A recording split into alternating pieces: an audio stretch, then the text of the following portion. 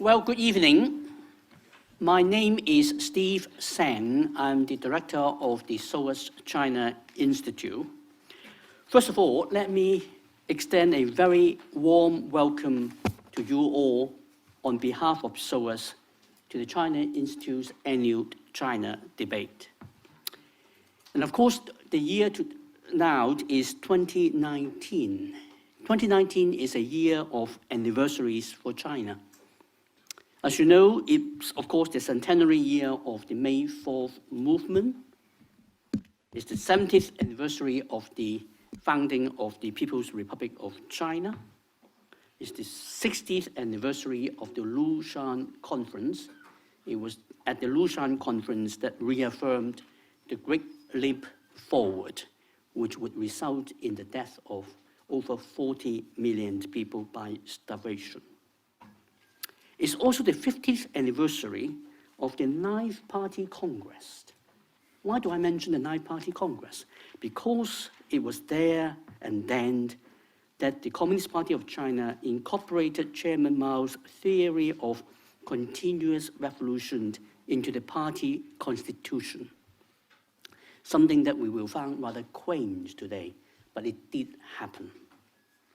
It's also the 30th anniversary of the Beijing Spring and the subsequent military crackdown around Tiananmen Square in Beijing in 1989. And if I may be a bit cheeky, may I also add that it is the first anniversary of a major event last year. That's when Xi Jinping became leader for life in China. And don't forget that last time there was a president for life in China, and that was Yuan Shikai, which happened about a century ago.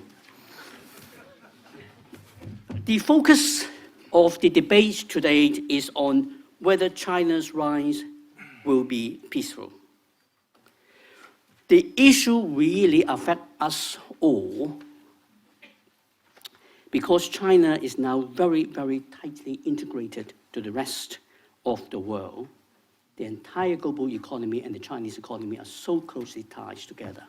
If China's rise should be less than peaceful, it will have a very significant implication for all of us. And of course, the issue of whether China's rise will be peaceful or not is something that Allison has talked a lot about in terms of the Thucydides Trap. But the comparison of the history of ancient Greece, when the rise of Athens resulted in the response of Sparta and the competition that resulted in war, is still applicable in the 21st century. I think it's a very big question that we need to ask. One fundamental difference is, of course, that we are in the nuclear age. The concept of MAD, mutually assured destruction, that prevented the Cold War from turning hot, still applies.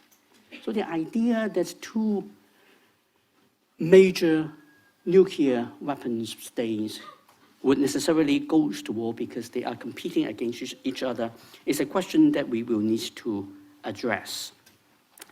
And the concept of what is peaceful, I think, is also one that we need to think about in the digital age, in contrast to what we would take the words to mean in the kinetic age, when it was straightforward and simple. Now, if a major rising power today can simply deploy or demonstrate the existence of overwhelming force with its neighbors and persuade its neighbors to just do what it wants to be done, would that rise be peaceful, or would that be considered as non-peaceful? I put it to you that amongst you here, different people will have different views on the subject. I don't think there is one simple, straightforward answer to it. And that's the reason why, for this particular, for our debate, I would prefer that we don't actually follow the binary Oxford Union's type of for or against the motions type of debate. The subject is much too complex, much too nuanced for us to do so. If we force our panelists to simply speak for the motion or against the motion, we might well generate more heat than insight and light. And hopefully with the weight we have, encouraging our panelists to discuss it, taking into account the many different shades of grade, we will have a much more interesting debate. And for this debate, I have the pleasure to present to you a very distinguished panel indeed. They consist of some of the most thoughtful and insightful scholars from China, the United States, and of course, the United Kingdom. I will encourage them to debate among themselves, and then I will open the debate to everyone in the lecture theater. So I shall try to make sure that there will be plenty of time for everyone to get engaged in. The order of the panelists speaking will be, first of all, Professor Feng Zhu. Professor Zhu is the Executive Director of the China Center for Collaborative Studies of the South China Sea and of the Institute of International Relations, both at Nanjing University. He's also a Senior Research Fellow at the China Institute of Peace and Development. Feng was educated at Peking University, where he taught previously. The second panelist to speak will be Evan Medeiros. Evan is the Penna Family Professor in Asian Studies at Georgetown University. Before Georgetown, he had a very distinguished career in public service, and I'm not going to list a very long list of public offices he held. I would just like to highlight that he served, for example, as a Senior Director for Asia at the National Security Council, and also as Special Assistant to President Obama, in the position of which he was President Obama's senior advisor on China policy. Evan was educated at Base College, the LSE, and most important of all, SOAS. Welcome back. The third speaker will be Katherine Morton. Katherine is the professor of China's international relations at the University of Sheffield, and also an associate fellow at the Energy, Environment and Resources program at the Chatham House. Before Sheffield, Kathy served as the Associate Dean for Research at the College of Asia and the Pacific at the Australian National University. She was educated at Sussex and also the ANU. The last and most emphatically not least speaker is David Mike Lampton. Professor Lampton holds the Hyman Chair, and he is also the Director Emeritus of Chinese Studies at Johns Hopkins University. And since January this year, he's also taken on the role as the Oxenberg Rowland Fellow at the Asia Pacific Research Center at Stanford University in the sunny state of California. Mike was educated at Stanford University and also a recipient of many honors. Let me remind you that this event will be filmed and it will be put on podcast. If you really do not want to be filmed, let one of our student help us know. We'll try to sit you in some place that is out of the camera. Now, if you have not done so, may I request you to put your mobile phone not off, but on silent. You are, in fact, encouraged not to put your phone off, because we'd like to encourage you to use social media to share your thoughts on the debate. And I think the handles should be on the screens there. Now let's start the China debate. So over to you, Professor Zhu. Okay, thank you, Steve, for your kind invitation. It's my big pleasure coming and joining this very distinguished panelists for such a very timely theme, China's rise to peaceful and arts. My answer is very simple. So my answer goes this way, by asking another question. Is there any possibility China's rise could be non-peaceful? My answer is no, absolutely no. There's no way China's rise could be non-peaceful. I think international relations theory and the history both very, very powerfully tell if a power would like to try some sort of, with a non-peaceful, policy, it should be based on three very primary factors. One is its military capability, could be some sort of, peer competitor to the dominant power. But we see, yes, China spending a lot of money in military modernization. But when China could be some sort of a peer competitor from the US, I see almost there's no way. Even there's some sort of silver lining, China could just catch up. But then I see, for example, US is the global gravity of the technology innovation center. Then whereas the US military and industrial complex, it couldn't be just overwhelmed by any competitors. Then if you look at the Chinese newly armed Navy and Air Force, I have to say yes, in terms of their equipment, it's some sort of very impressive. But in terms of their combative capability, it's remained largely nascent. So what kind of the ground that China could raise on to come after the US, become a peer military competitor? My answer is there's no way at all. The second factor is also very clear-cut. That means China also could just form a strong alliance behind China. If we're just trying to try such a non-peaceful, attempt to change some sort of a power redistribution international system, then such a formulation of the alliance system is absolutely required. But the question is there any power would like to align with China?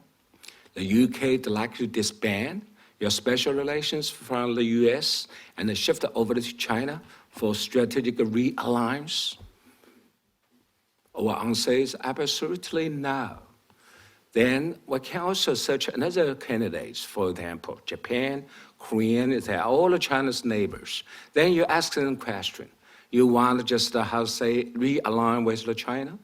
Their answer is absolutely no. Yes, a couple of the countries would like to align China.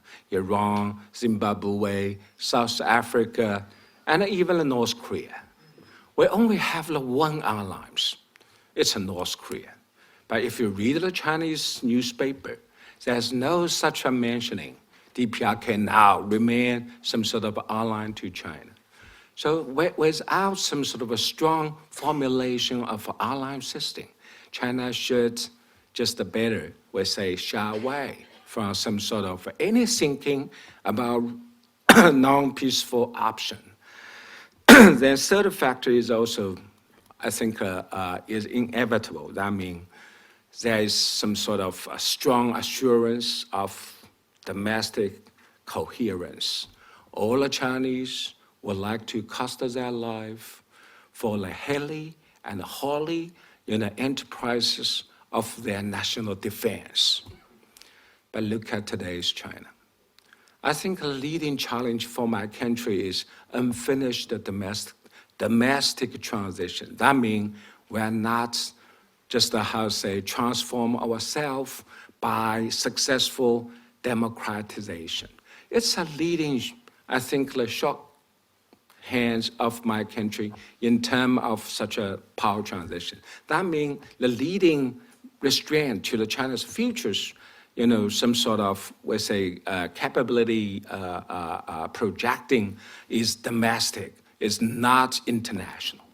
So when China could get through such a democracy with a centered domestic transition, no answer yet. But unless China could successfully running through such a re-democratization with a centered transition, China always being a vulnerable power. So then my conclusion is very clear-cut. Without such a re-emergence of three key factors, don't think through any options for my country to come after non-peaceful re-emergency. On contrary, the leading fear for my country is preemptive breakdown by a dominant power. That fear is legitimate and also very existential.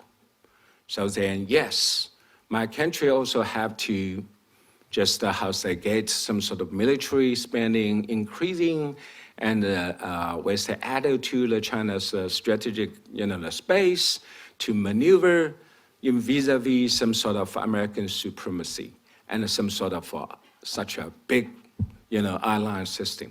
But it definitely means China will be left any option for non-peaceful rise. Okay. Thank you very much, Professor Zhu.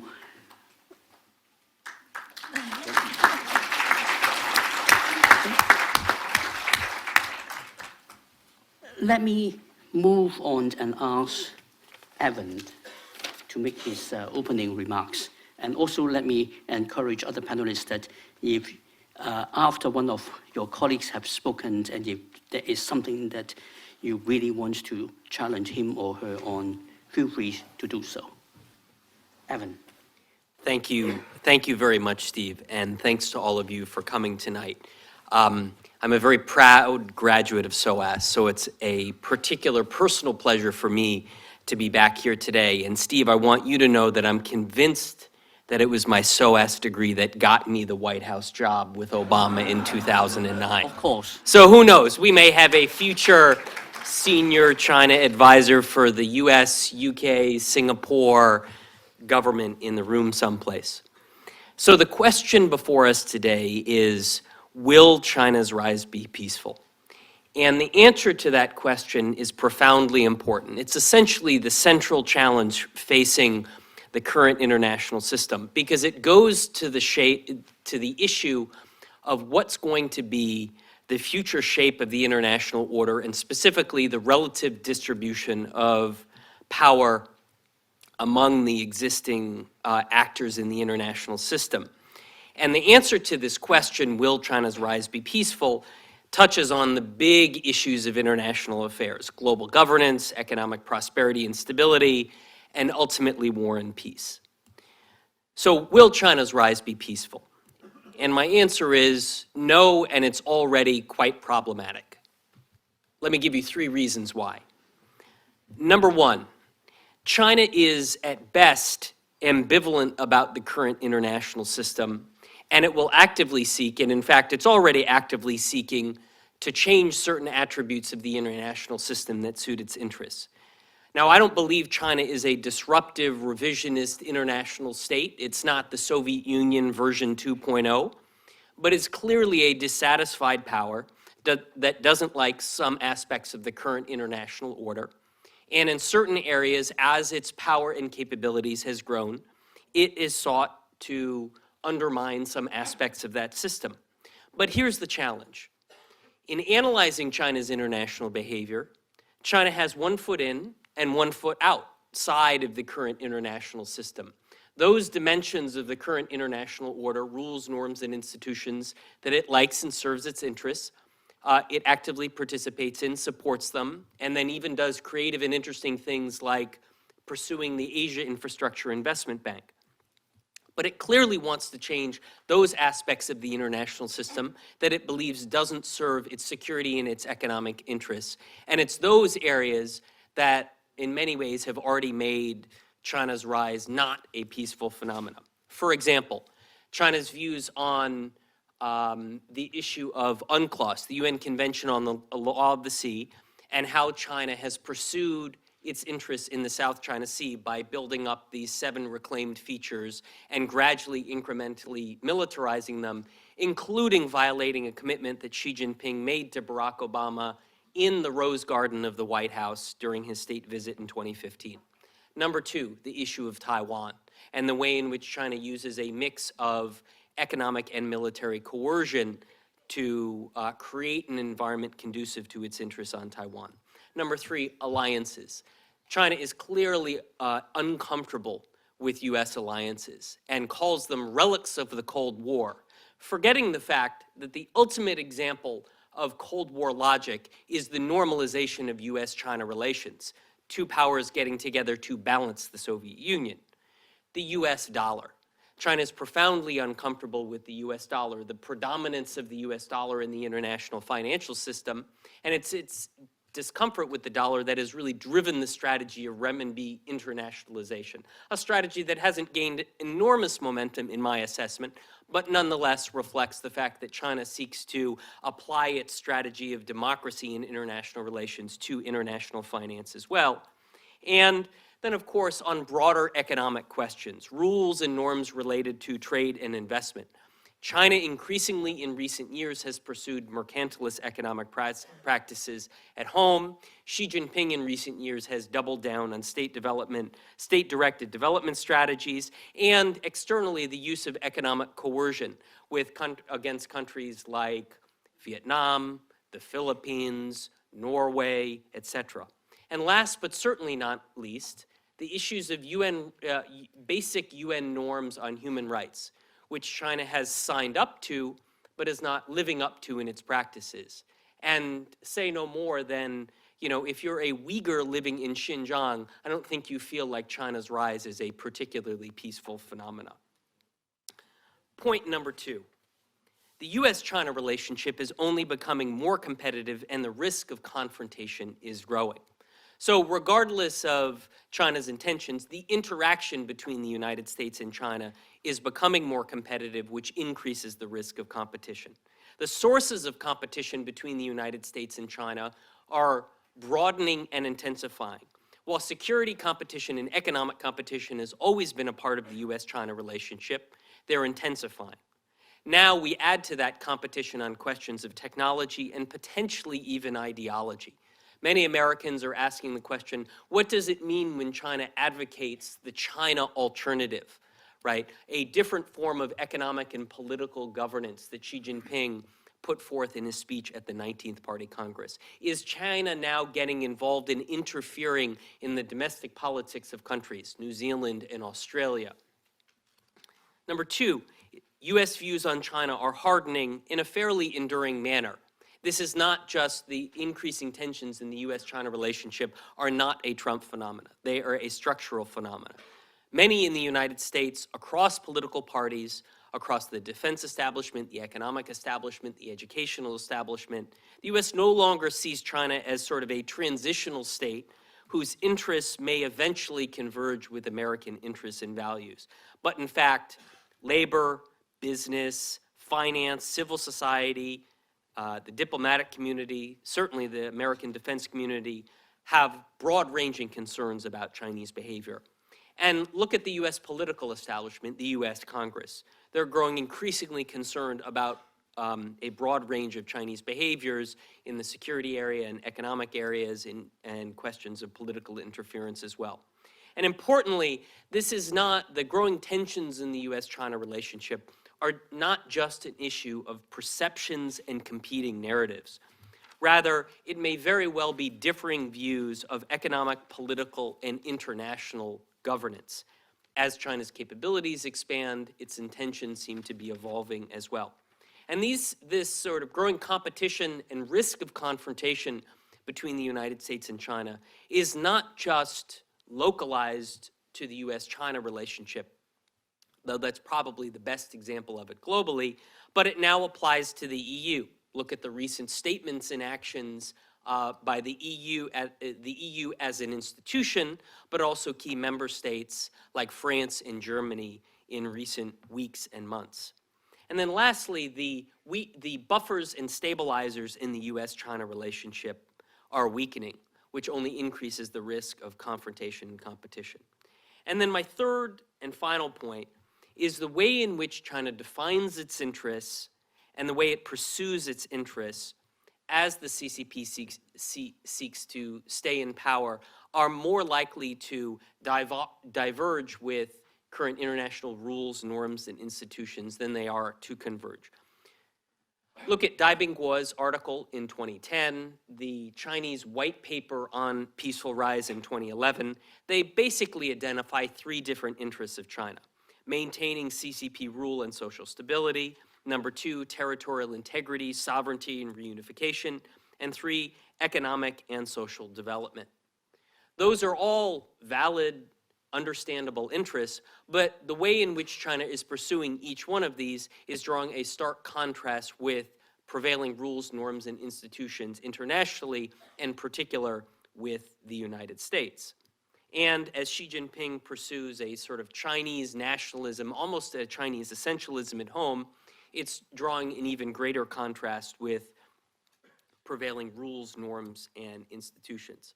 So I think lastly, and to finish up, I think what the international community needs to see to determine definitively whether or not China's rise will be peaceful is whether or not China as a rising power is prepared to do what past rising powers have done, which is to offer some signals of strategic reassurance. In other words, I'm going to put my short-term interests aside for the sake of systemic stability on economic questions, on security questions, that China is going to commit to sustaining rules, norms, and institutions from which many states overall benefit, even if that means that it constrains China's interests over the short term. And it could very easily start by adopting a degree of restraint over its behavior in the South China Sea, and domestically at home begin to internalize some of its commitments related to trade and investment liberalization, as opposed to doubling down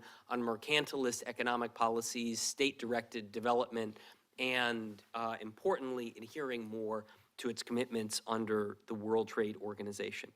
I don't believe confrontation between China and the rest of the world is inevitable, and it's certainly not inevitable between the United States and China.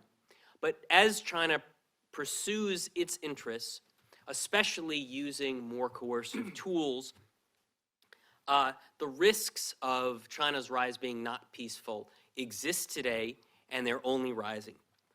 As an American, of course, I pay a lot of attention, predominant attention to the US-China relationship. And the US and China are not natural partners, but they're not inevitable enemies either. Thank you.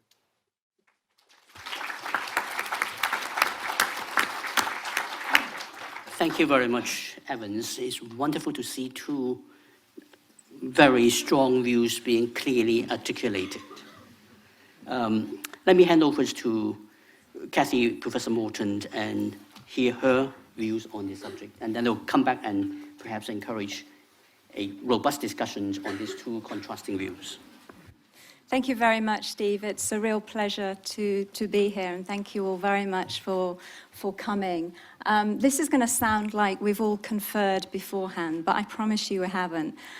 Guess what? I sit in between. I'm in the grey zone over this question.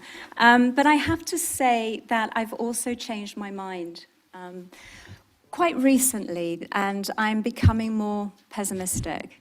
I'm becoming more pessimistic because I think that China's emergence as a global power in the world, not a regional power anymore, but as a global power, is going to lead to more tensions and low-level conflicts, yes, most definitely.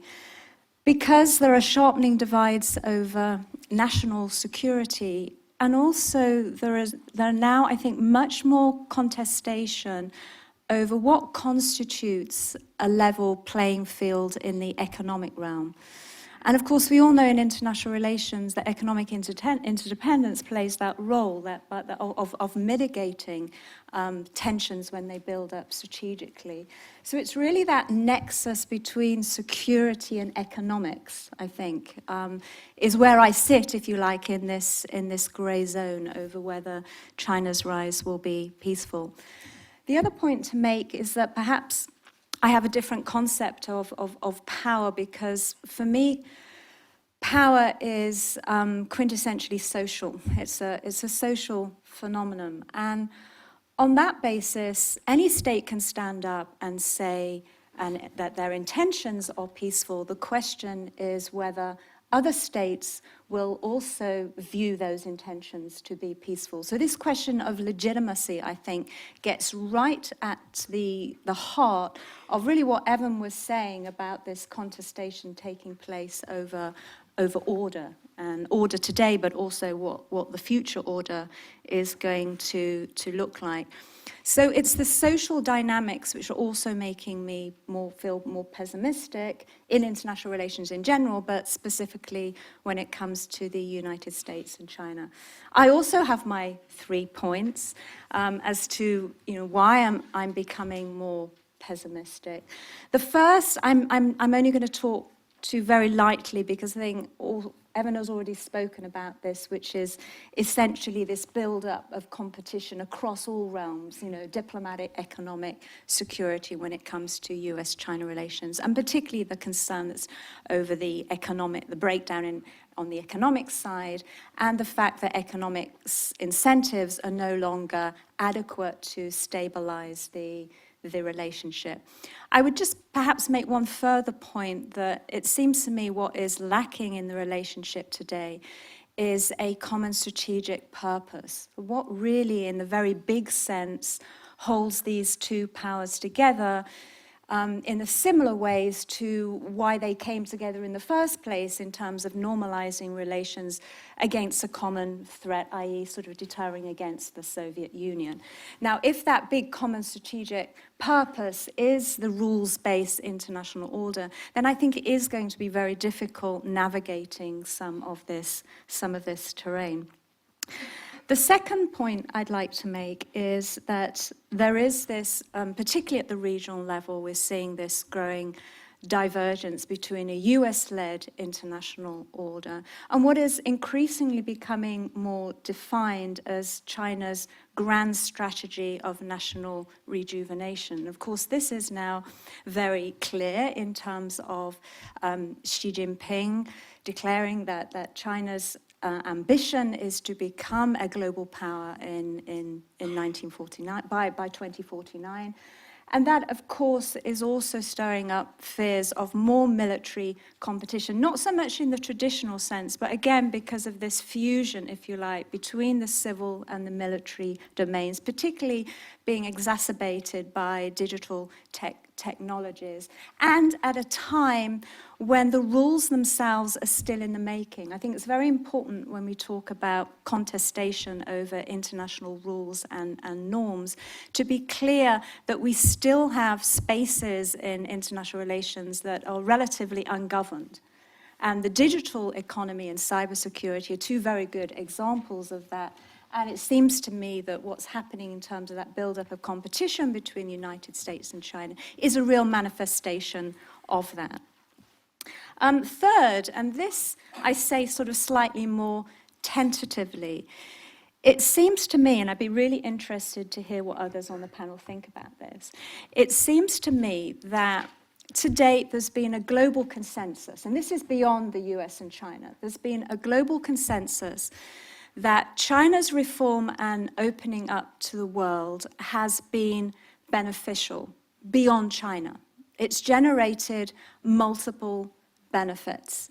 Now, there's a risk, and I would just say it's just a risk, that global consensus could start to break down, could start to become more fragile. That is a problem I see for China today. Now, we see it with the Belt and Road Initiative. We all know that the Belt and Road Initiative is, generating risks as well as it's generating opportunities, all right? Now, there is a possibility there for a realignment. There's a possibility for learning to take place, for more constructive engagement, for lessons to be learned. So it's not just a negative. That could become a positive. And we know there's been discussions here in the UK as well about, what kind of cooperation is needed to make sure that we can, if you like, reboot that global consensus, that what's happening in terms of China's grand strategy of national rejuvenation is not just for China. It genuinely is for China and the world. But at the moment, I think we're still at a very low level of cooperative engagement around that issue. And it's becoming further exacerbated by what has all been said about China's emergence as a technological power. And that, as I said, again, is because the rules are still not clear, they're still in the making, because of the ambiguity over between the civilian and the military realms over these technologies. And because without that kind of level of cooperation pre-existing that can be drawn upon, then I think if you bring all of these things together, you can see why I'm in the grey zone. I'm kind of starting to darken in my grey as the days go on and as I read the news. So I'm going to leave it there. I think I guess final point was, if we see a way forward, then it would be, again, coming back to the table on the side of the United States and China, thinking and discussing what is the common strategic purpose on both sides? How can both sides benefit? How can other countries who are not the United States and China benefit? And also, what needs to be done to ensure that we can both maintain and expand the current international rules-based order as in the digital age. I think you were spot on, Steve, when you said, what does it mean to be peaceful in the digital age? Thank you.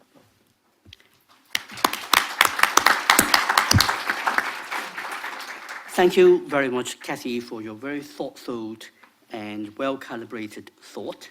I think I'll probably at this stage move on to ask Professor Lampton to give his openings, and then we will bring some of those issues back for discussions. Okay, well, thank you very much, Steve, for the invitation. Thank you all for coming, and I think what I'll have to say is not inconsistent with the center of gravity, but I think there'll be some distinct points of view that I'll express. I was struck when you mentioned this being the anniversary of the Lushan plenum in 1959, and you mentioned the starvation that followed in China. But what I remember is Peng Dehuai had the guts to stand up against Mao Zedong and say, "You're a petty bourgeois fanaticist." That's what I remember, and in a way, I What can't help. happened to him, Mike? Yeah, no, but I'm just simply saying, I think we have to be now self-critical of our leadership in both countries. So that'd be the first thing that I'd have to say there.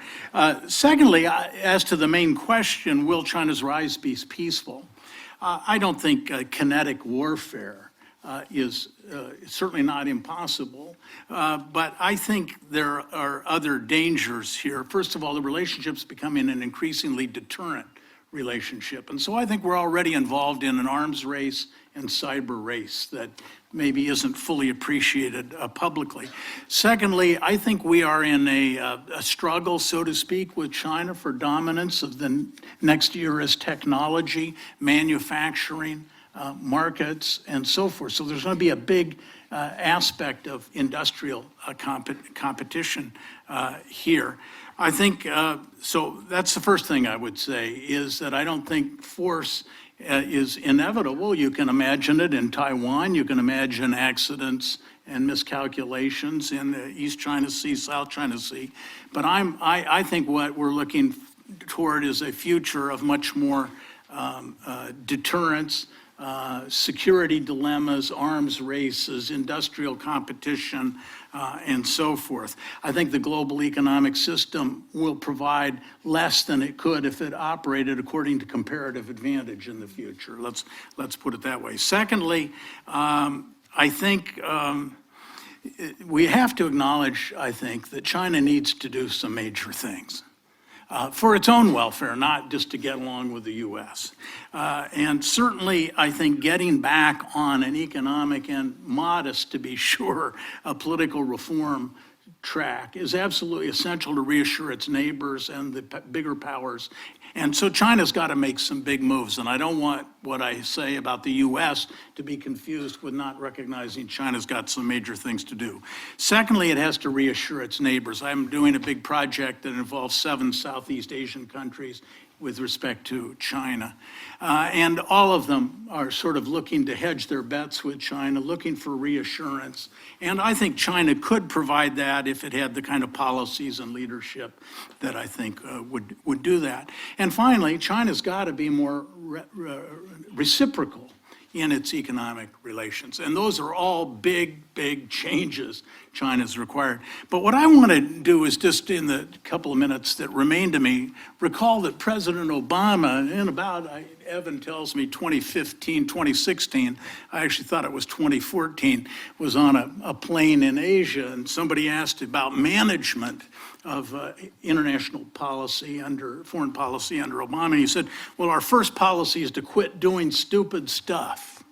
That was the way he formulated sort of the Hippocratic Oath of international relations. The point is that in the United States, we are beginning to discuss seriously in the public domain what I think are some really, to be very delicate, unproductive lines of discussion and probably very damaging. And let me just tick off 4 that are, I think, by no means universal, but not in all cases have the Democrats entirely disassociated themselves with some of the more, what you might call economically protectionist measures.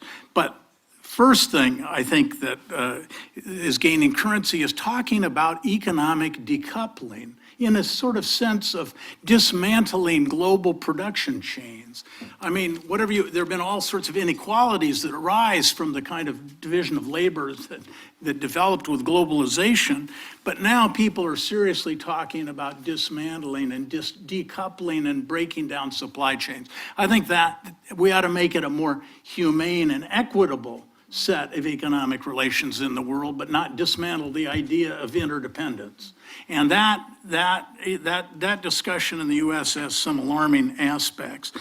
Secondly, I was just absolutely staggered when the head of policy plans in the U.S. Department of State gives a speech in Washington, D.C., and says it's the first time that we will have a great power competition that is not Caucasian.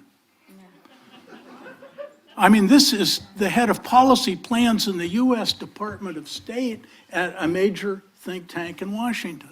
I mean, this is truly amazing. Thirdly, I think we have to talk in the United States, and it's identified with our director of FBI, Mr. Wray, but it's a broader, and let me say there is a problem of Chinese spies in the U.S. So I'm not saying there's a zero problem here, but he's essentially painted this as a whole of society threat that requires a whole of society response. And I can tell you that Americans of Chinese descent are really alarmed at this and the capacity for this to sort of become, as our president would say in another context, a witch hunt. So finally, it seems to me that we've got an awful lot of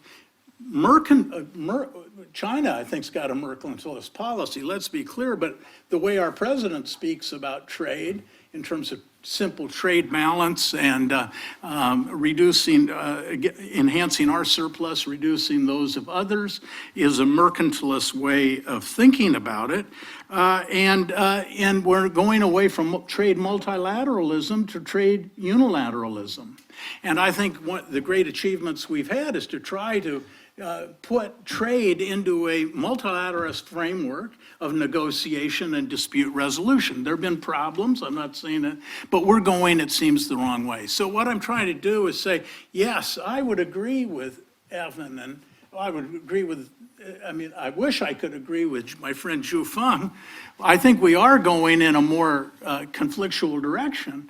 But it is, in my view, and China has to do big things. But let's remember, there's another hand. It is not just one hand clapping here. It's the United States is involved.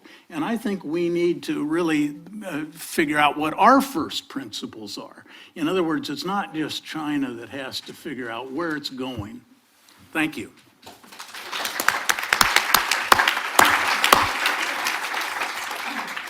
Thank you, Mike, for your very, again, thoughtful and actually very constructive approach to how to see the relationship between China and US being moved forward, and perhaps China's relationship with the wider world as well. Let me go back to Zhu Feng first, to see what your responses would be to some of the key arguments being put from the other side. Is China changing the international order? Is China's policy, whether it's intentional or unintentional, causing alarms amongst China's neighbors? Is China's policy helping those really extreme people in places like the United States coming up with views that takes the Chinese community in the United States as a whole? Is China responsible for any of these? Can China do something about it? What are your take on it? Okay, good questions. I really enjoyed panelists' comments and the presentation. I think my country, of course, problematic because nothing is perfect. On the other hand, you also can see how much time China just spent and it becomes some sort of a very shining rising power. It's just a 4 decades. I can tell you, I got admitted into the Peking University in 1981. Then I used the coupon for food, for clothes, for everything. I was not starved, but I was hungry. But today, you can see that China is well developed in some sort of coastal areas. So then my prescription is, because China's rise just comes through some sort of such a very, very rapid speed, then now the Chinese government and Chinese society also just come across some sort of, my labeling is speed has. I mean, it's a little bit dizzy because we're driving so fast. So if it's just happening, don't just always expect that China could just put everything in place, and that China could project the policy agendas in some sort of a very perfect way. My theory, to be honest, China largely is adolescent power. You can imagine how big, how distinctive China's transition has been in the past 4 decades. So it's some sort of speed with a dash. It's really produced a lot of, it seemed to me, confusion and somehow is inconsistency. But it definitely, by no means, my country is, we say, some sort of revisionist power.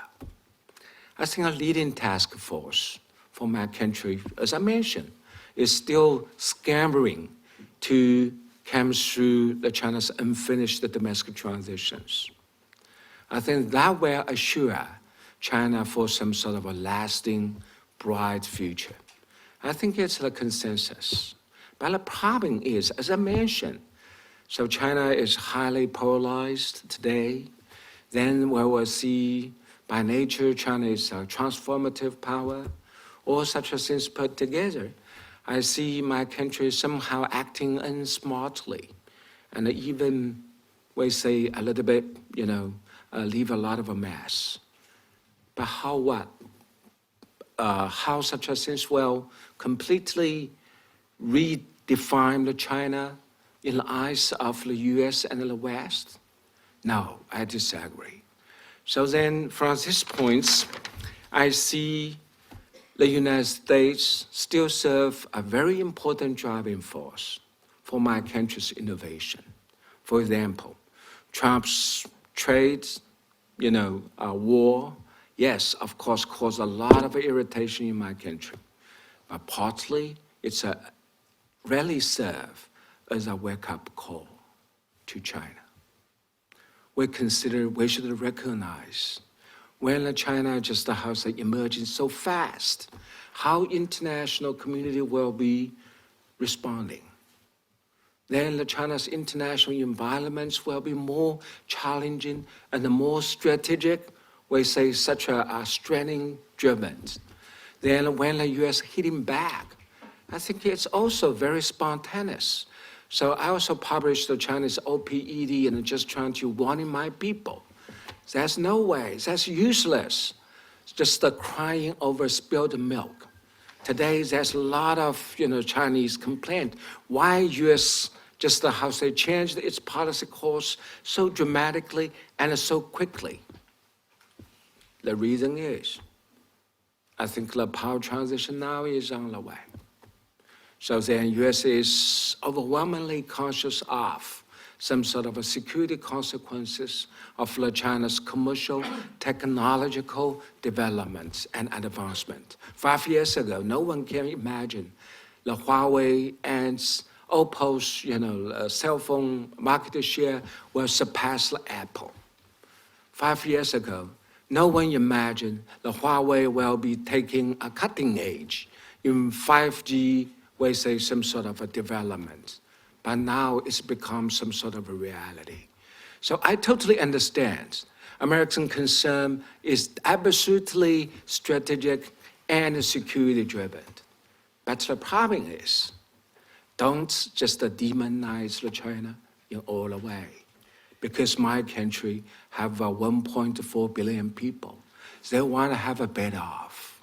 They deserve the better off in coming days. Yeah. Okay.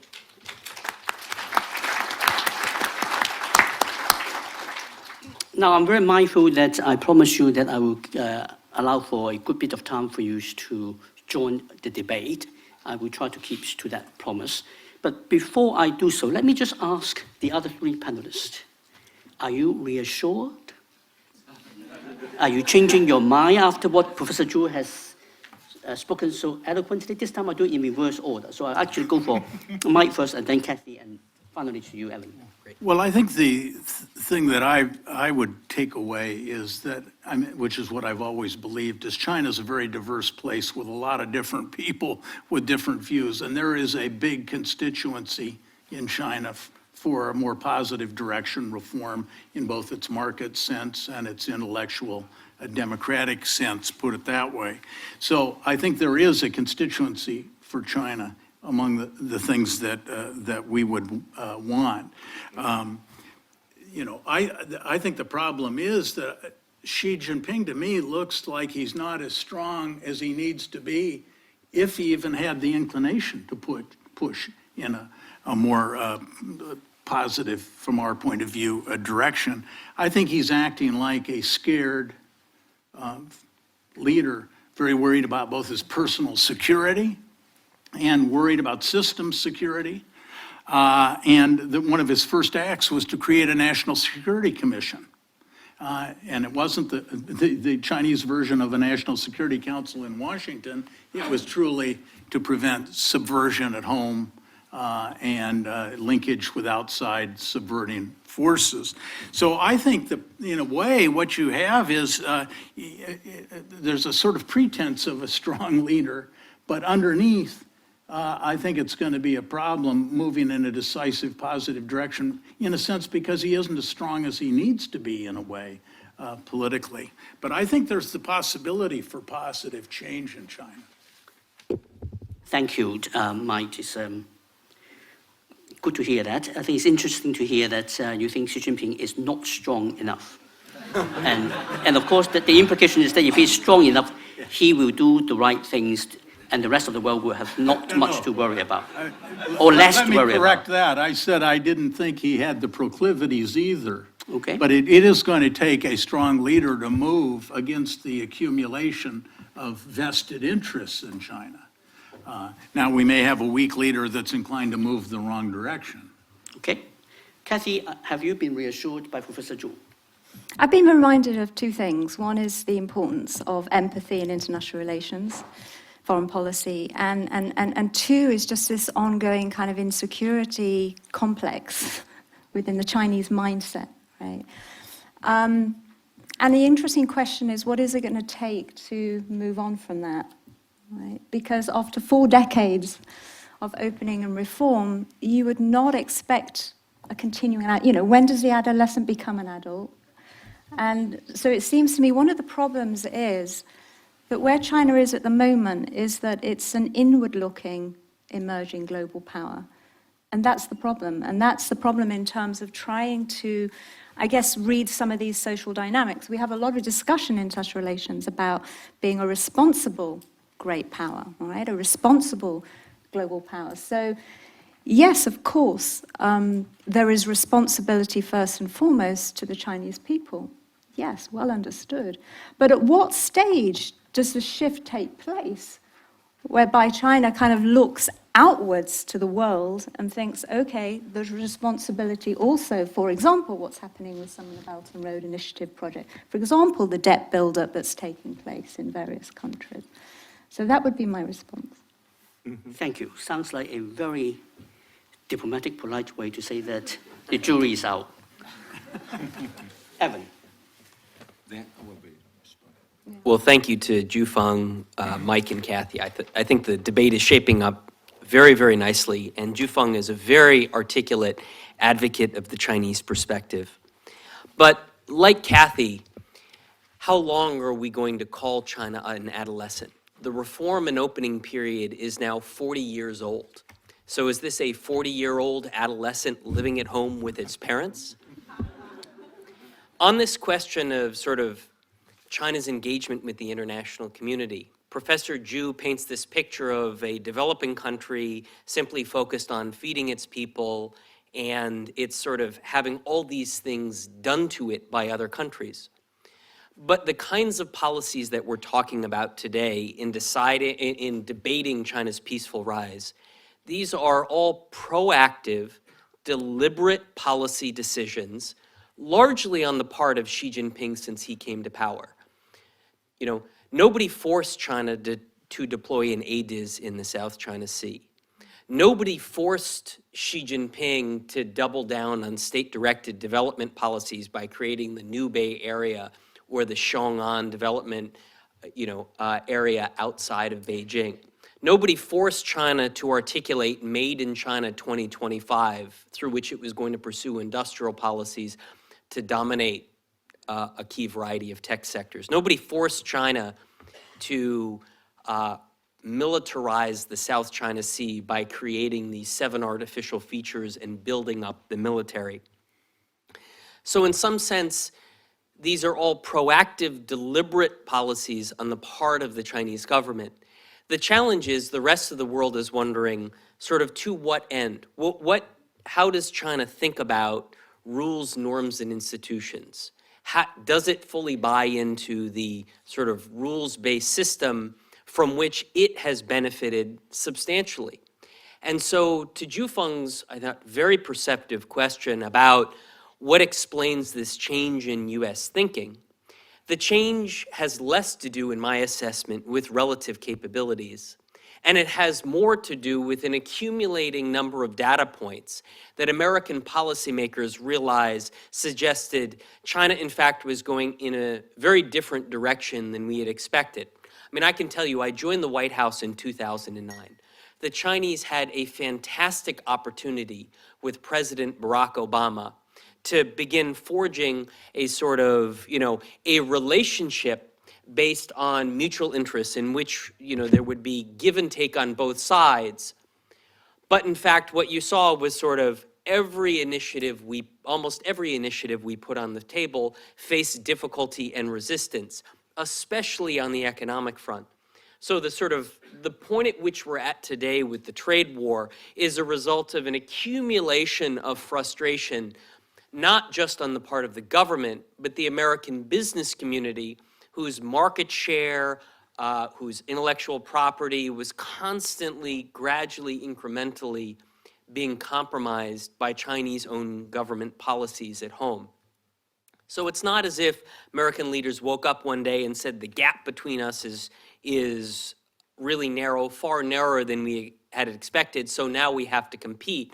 It's rather what we saw was a series of policy decisions, economic policy decisions, security policy decisions, behavior not just in East Asia, but globally, that suggested that not only the way China defines its interests as a rising power, but the way it pursues its interests are increasingly inimical to those of the United States and to a broader global order that had been created post-World War II.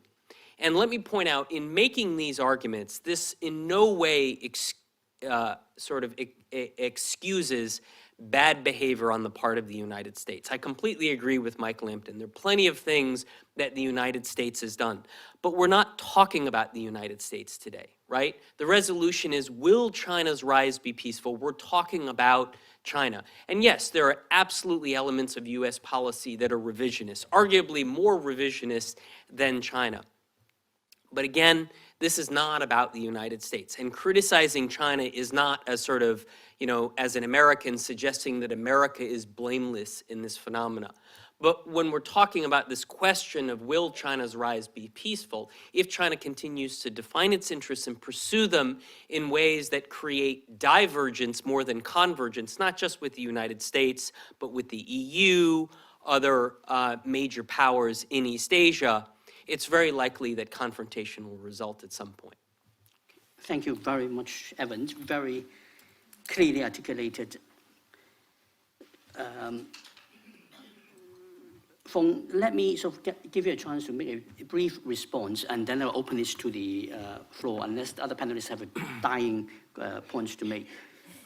The one issue that I would particularly like you to address is the question that being put again and again, is China buying into the rule-based international order? So much been said that China is not. What is your take? Okay. Yeah, first of all, I think, as I mentioned, China is in transition. The most important factor to, reflect the transition is don't force me too much critical to the Chinese leadership. Otherwise, my job and my own self will be in risk. But fortunately, so I think it's an international occasion. I'll just talk in English. So then, I see some sort of two leading shorthands with this government in Beijing. One is they really underestimate some sort of such a very complicating effects out of their overconfidence. So I think like Evans lists a lot of things. To be honest, I'm very angry on. For example, so island reclamation, we almost get it just how unfolding on the 7, rocks and isolates. Is that necessary? On the other hand, how much money we spend, then it is just the house that really could just a big addition to reinforce the China's military posture in West Pacific? No. Before the American Pacific Fleet and Air Force, such a reclaimed, reconstructed islands and a military force are just looks like sitting duck, easy to destroy.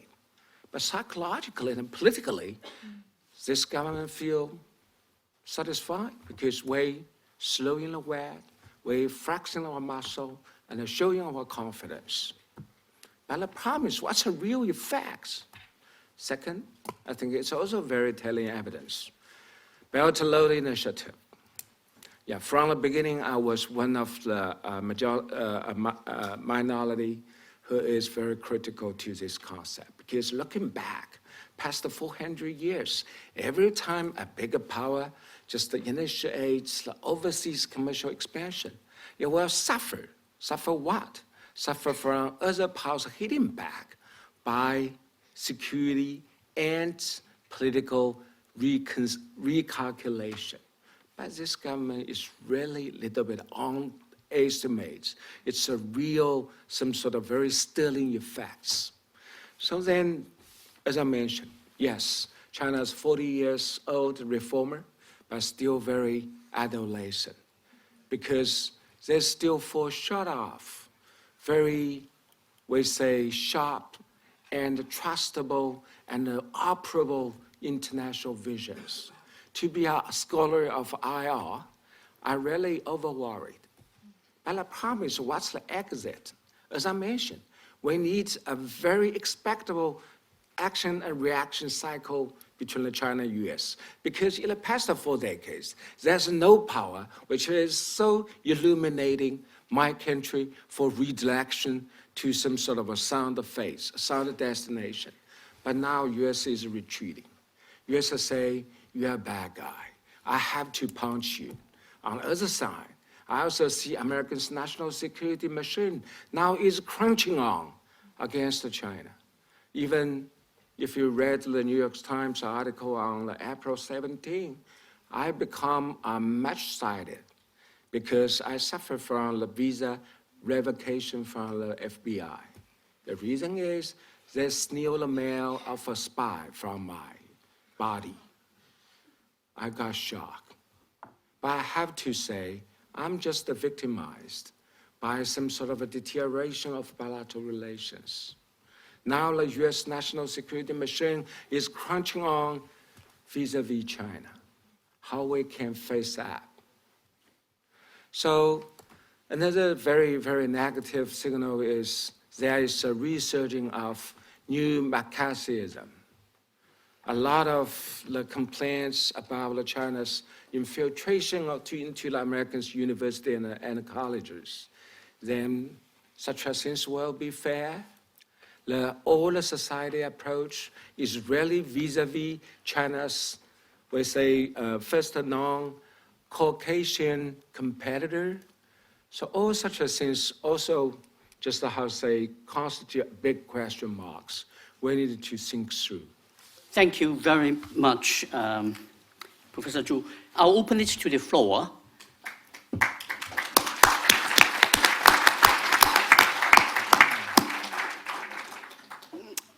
Please raise your hands, catch my eye, and then wait for the microphones to come to you.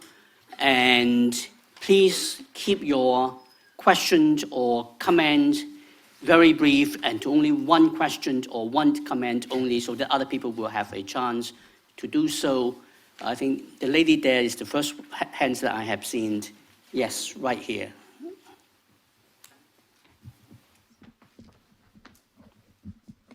Although I originally have 2 questions. If you could also say who you are first. I'm Janet. I'm a traveling scholar now studying in Goldsmith, and I have strong feelings when Zhu Fang is saying about this Caucasian versus Chinese, because if he metaphors China as an adolescent, I feel like, because I'm from Hong Kong, I feel like Hong Kong is a child facing domestic violence seriously by China. So for example, like when I'm using the Chinese online platform, they always exclude Hong Kong as an overseas.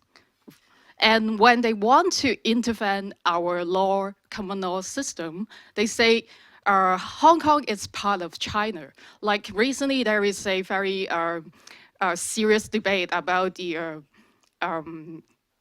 figurative offenders, whether Hong Kong is part of the ICCPR contractors. So we only send criminals to countries or regions who are also signed the ICCPR. But China tried to intervene this and make it change the law.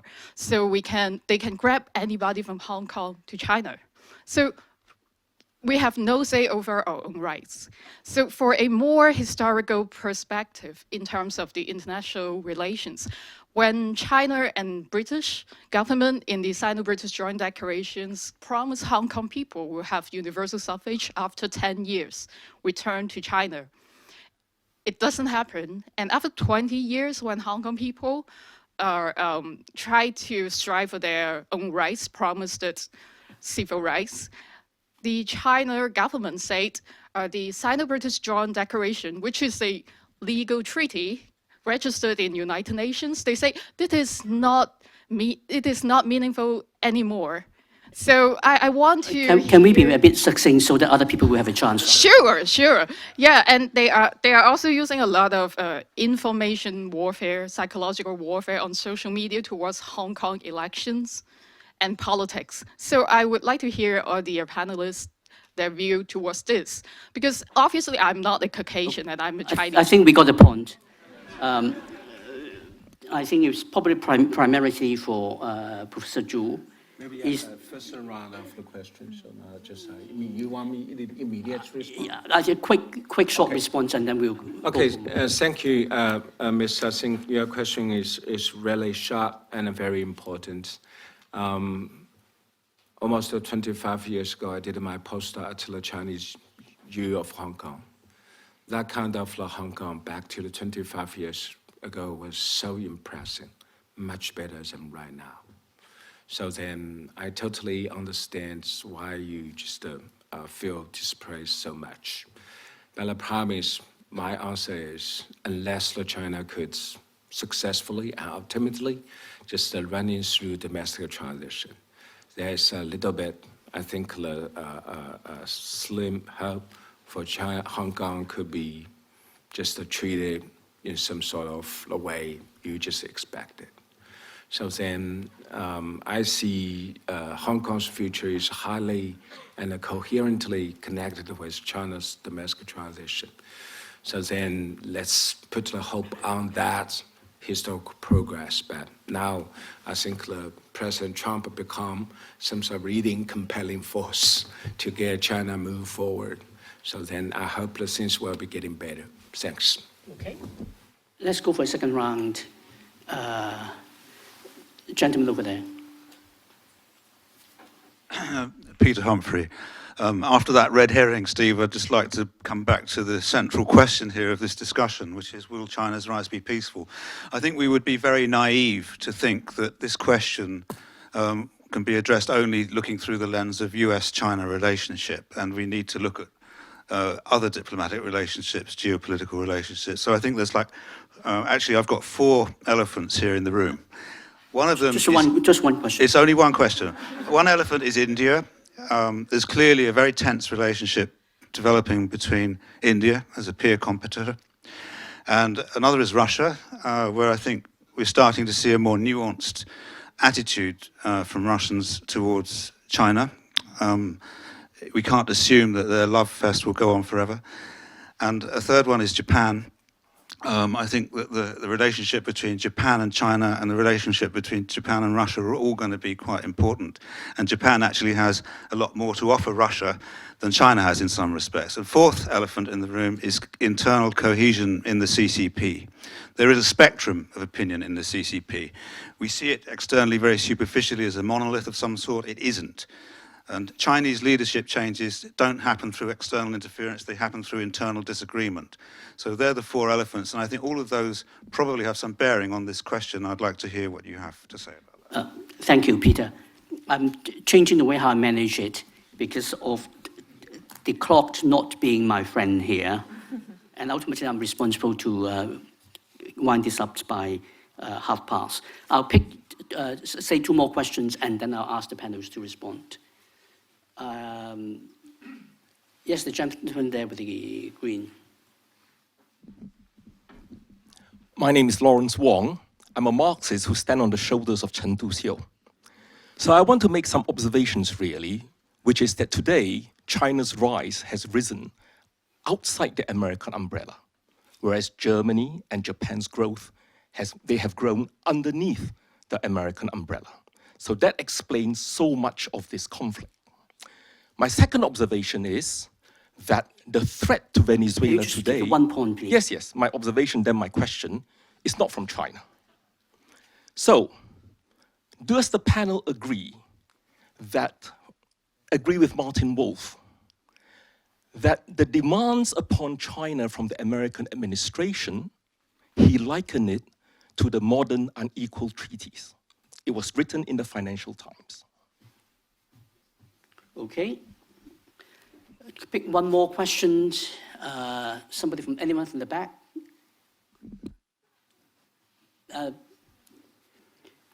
All right, we don't know. We'll go for that, but we don't usually go for student helpers, sorry. But if we have time, we will, but we try to give others a chance first. Okay, my name is Yu Hao, and I'm doing my master's in international migration and public policy at the LSE. Very quick question. I would like to ask the panel about the rise of Chinese nationalism, especially among the young people, and what's the implication about in regards to the future of the rise of China. Thank you. Okay, thank you. We have a few questions here on the table, and this time I will actually ask Feng to go first. I think I'll ask the others to pick the one that you would like to take on first, and I will ask the other panelists try to take on some of the other questions. Mike? Well, all interesting questions, and just on the elephants in the room, Japan, I just would emphasize as a really problematic relationship that'll have great bearing on where things go. But I wanted to, the unequal treaties, and just say that if you look at the core demand that the Trump administration has, or a part of the core demand, and I think it related to your Made in China 2025 and all of that, is that essentially we want China to substantially do away with what I would call its broad approach to industrial policy. And I can understand why we do that. Well, it's both in our interests and in the interests of a more open trading and finance system. But if you look at the Chinese experience, and I've been studying the development of high-speed rail, in 2000, China had no high-speed rail industry to speak of. Through a concerted effort of mobilization of capital, research resources, stealing intellectual property from the French, among others. But through a concerted national effort, it not only developed the technology, but built a national grid of 4 vertical and 4 horizontal train lines, and has an export industry that now may not be quite the quality of the Japanese, but it's moving forward very well. So China has had some accomplishments with its industrial policy. Civil nuclear power might be another, and sees its future of high-tech moving up the value chain to be doing this. So it seems to me China's had a certain amount of success here and is, for many practical reasons, reluctant to give that up, so to speak. So I think in a way you have to ask yourself, have I characterized the US demand correctly? Maybe not. And is it reasonable to think China would completely buckle on this issue if they see at least some gains they've made? Okay. Kathy? Yeah, I think it's, I guess the point I would like to make, that if I'm not totally agreement on all the demands that are being made, but if the US is not making the demands, who will? So despite what anyone might think of what's going on Twitter and Trump, etc., and whether the policy has been taken too far, the question is, who else would do that? And it seems to me, particularly because of China's, if we see China as having this insecurity complex, if we see it as being constantly vulnerable and therefore constantly feeling that it needs to be going high speed, catching up every day, then who is actually going to come in and say, you know what, there are limits to that? That ambition needs to be bounded. Yes. Who's going to do that? So I think that's an important question. I want to come to the question of nationalism, because I think it's really, really important. And it gets to what we do in the universities. One of the problems is, I think, particularly in terms of the younger generation, is that we are not having enough discussions on China's peaceful rise around the sensitive topics. All right? There's a lot, when we're in the classroom, there's a lot of reserve, I think is the best way of saying that diplomatically, on the part of students to be able to, and as well as professors and lecturers as well, I have to say, to be able to sort of have these open conversations about, say, human rights, Tibet, what's happening in Xinjiang, and to feel that you are in a space where you are reasonably secure in order to do that. I think that is really important. And education, I think, is right at the center of this discussion of, I could say more, but I think it's right at the center of this discussion on nationalism. Your point about us being very focused on the US and China, I agree with you. In some ways, it's not surprising, given the state of the relationship, given who we have, also the expertise here on this on the panel tonight, and also it's a huge, complex question, and you're going to have to do another session, I think, for us I'm sure to we will have really go through and all of those, and I'll stop there because I can see the timing is moving on. But again, the question of time, I think, unfortunately, hasn't allowed us to cover all of that. And particularly, I think, this getting into the CCP, which gets into the anti-corruption campaign, which we've not talked about. But again, there's a whole list of things that we haven't said. Thank you. Evan? So I'll make a few points. On this question of sort of what's the right frame with which to view this question of China's peaceful rise, obviously the United States-China relationship is important. You could argue it's sort of the inclusive case. If China and the US are able to work it out, then that will have positive ripple effects. But that said, it's also important to look at this question of China's rise through its interactions with its periphery. So, whether you go to New Delhi or you go to Tokyo, I don't think you're going to get a radically different view of China's rise than you would get in Washington. There will be differences. Some of them will be more nuanced than one another. But when you talk to Indian policymakers, what are they concerned about?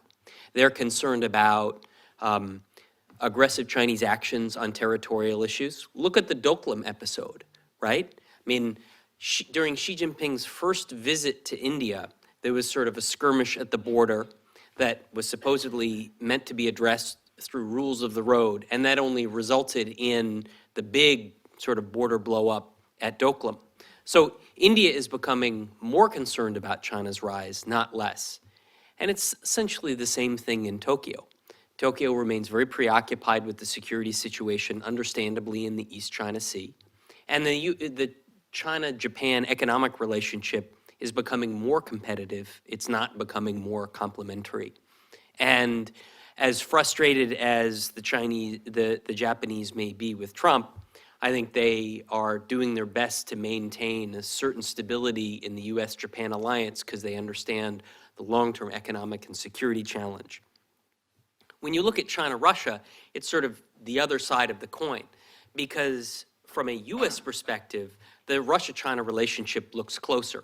And it looks closer not just in security terms, but in economic terms. And increasingly, there's sort of an ideological dimension to it, in the sense of, for example, the Russian-Chinese visions of cyber sovereignty, sort of using digital technology, using standard setting as a way to promote a different way to manage internet governance and the degree to which the government would have control in internet governance. So that's only accentuating the degree to which it appears as if the sort of governance divide, and you could call it the ideological divide between China, Russia, and others is growing. So I agree very much that it's important to look at this question from the perspective of other countries, but it's not necessarily reassuring on this question of will China's rise be peaceful. But let me be very clear. China's rise need not be an unpeaceful phenomenon, right? International relations is not physics in the sense that there's no laws of thermodynamics in international relations, but rather personal agency matters enormously. So if the Chinese leadership I think if they begin to reflect and understand the concern, the pushback, the resistance that's being generated by their policies, there is the possibility that they will adapt and change. I personally was encouraged by Xi Jinping's speech at the Belt and Road Forum, where he seemed to reflect criticism and concerns of others that were then validated by people like Christine Lagarde, the head of the IMF, who said they're working with the Chinese government and BRI to improve the debt sustainability related to Chinese lending. So there's absolutely that possibility for sort of learning and adapting. The question is, how much pushback, how much resistance does there have to be before the Chinese government appreciates and understands the concerns of the international community? I can tell you in the United States, the way the debate has evolved under Trump is that the Obama administration tried the diplomatic approach, and what it got was an ADIZ in the East China Sea, 7 quasi-military bases in the South China Sea, and really no productive change on the economic agenda. So Trump comes in and says, well, they tried the diplomatic approach, now I'm going to try the confrontational approach. It clearly got Beijing's attention. Whether or not it will result in a productive deal that produces long-term stability and addresses American concerns about reciprocity, market access, I think still remains an open question. But America is very much debating these questions about how to work most productively with China, because whether or not diplomacy and negotiation, absent the threat of kind of sanctions or other punitive measures, remains very much an open question. Thank you very much, Evan. Feng, you will have the last word at this debate. Feel free to either address some of the questions being raised or some of the comments that the panelists have shared with us. In particular, I think if you could address what I think Evan has ended in terms of what a more positive note, that would be really helpful. Yeah, I think like Evan is very, very thoughtful about some sort of such a secondary level of the power competition in the region. Of course, it's a big concern to Chinese as well. But the problem is, if you look at China, India, so we're a neighbor for more than 2,000 years. But we just had the one tentative border military conflict back to 1962. So most of the time in history, both powers always just stay in peace. The reason is very simple. The Everest mountain just sitting in between. That kind of geopolitics doesn't change anymore. Then China, Japan. Yes, I think that Japan is very traditionally, typically the maritime power. China is continental power. So some sort of tricky dimension of the Chinese transition is Chinese leadership just trying to show the Chinese new aspiration we should be maritime power either. Then it raised the Japan's concern. But the problem is, if we look back to 2,000 years China-Japan relations, we just fought the 2 wars very intensely just between 1895 and in 1945. The reason is China was suddenly just getting very weak. Today, when China is re-emerging, then some sort of a war sparks also will be just completely mislead the China-Japan relations. History usually is a very interesting analogy. East Asia, in terms of geostrategic landscape, is completely different from Europe. So I'm always a very sincere learner from the European history. But the problem is such a great power competition and its logic dominates the European powers in the past 400 years will not matter and work completely in East Asia. So that's why I have to say, yes, look at Japan, look at India. Their strategic choice is clear-cut, very standing firm with the US, but on the other hand, never neglect. There is another dimension in their policy, hedging. So then China should be learned smarter and accommodative. But the problem is, my question is, the US-anchored international order could also leave a space for China to grow up. Trump administration could be increasingly accommodative. And on the other hand, also could still just serving America's democratic beacon to redirect China for a great future. But unfortunately, when Trump came to power, America's democratic beacon is eclipsing. It's really, really my big concern. I'm serious. Thank you.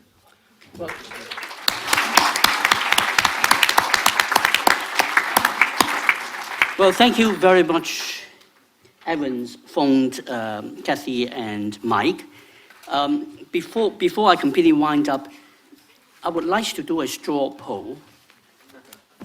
I didn't ask you at the start of this debate whether you agree with the statement or whether you agree that China's rise will be peaceful or whether you thought China's rise will not be peaceful. In a sense, it doesn't really matter.